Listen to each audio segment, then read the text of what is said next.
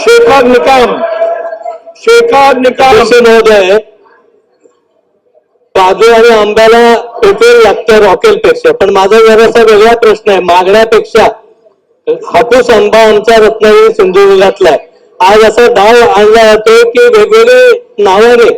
वेगवेगळ्या नावाने हापूसच्या मागे जोडून त्यांना जी परवानगी दिली जाते.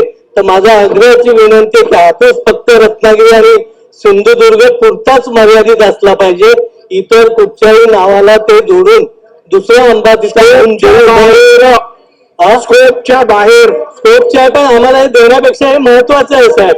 हापूस हा आमचाच आहे. निश्चितपणे अतिशय सकारात्मक ही सूचना आहे आणि GI मानांकनाच्या माध्यमातून हापूस आंब्याची प्रतिष्ठा त्या ठिकाणी ठेवली जाईल.